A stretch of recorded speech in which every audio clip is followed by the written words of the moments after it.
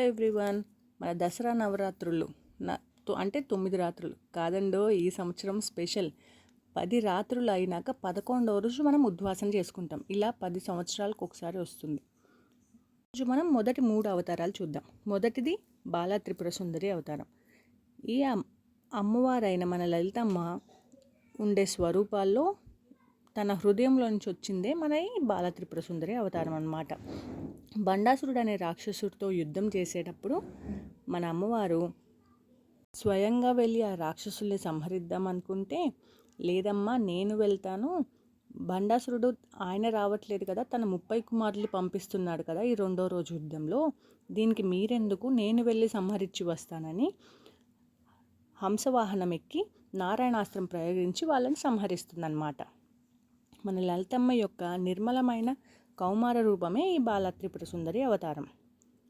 మన అమ్మవారిని పూజిస్తే చాలా మంచిది. మనం చిన్నపిల్లని అమ్మవారి రూపంగా భావించి పూజిస్తాం.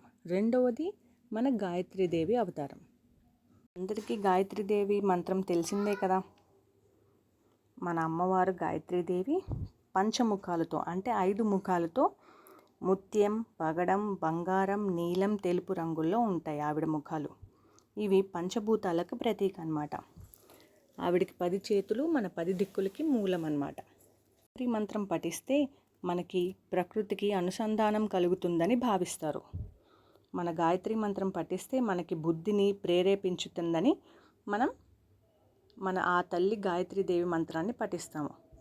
గాయత్రి మంత్రాన్ని పఠిస్తే మనకి మంచి బుద్ధి, తెలివి, ఆలోచన విధానం మంచిగా వస్తుందని మనం భావిస్తాము. మీరు కూడా అమ్మవారి మంత్రాన్ని పఠిస్తూ అమ్మవారి ఆశీస్సులు పొందాలని కోరుకుంటూ, ఓం భూర్భువస్వః తత్సవితుర్వరేణ్యం భర్గో దేవస్య ధీమహి ధియో యో న ప్రచోదయాత్. 3వ రోజులోకి వెళ్ళిపోదాం. 3వ అవతారం మన అన్నపూర్ణాదేవి అవతారం. అమ్మవారి ముఖం పున్నమి చంద్రుడి వలె వెలుగుతూ ఒక చేత్తో అన్నపాత్రను ఇంకొక చేత్తో గరిటను పట్టుకుని మనకి దీవెనలు అందిస్తూ ఉంటారు కదా. మన అమ్మ మనకి ఎలాగైతే అన్నం పెడుతుందో మన ఈ అమ్మవారు మనకి జ్ఞానాన్ని ఇస్తుందన్నమాట.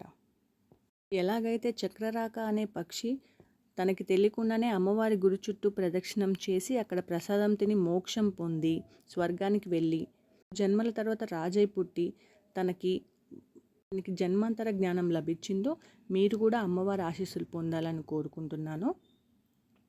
ఆదరంగా అన్నం పెట్టే అమ్మ మన ఈ అన్నపూర్ణ స్వరూపం అన్నమాట. మనం అన్నం ఎప్పటికీ వేస్ట్ చేయకూడదు కదండి. అన్నం పెట్టిన వాళ్ళకి మనం ఎప్పుడు కృతజ్ఞులై ఉండాలి. Don't waste food please. మళ్ళీ ఇంకో వీడియోతో మళ్ళీ కలుసుకుందాము. ఇంకా 3 అవతారాలతో మళ్ళీ చూద్దాం. See you, bye.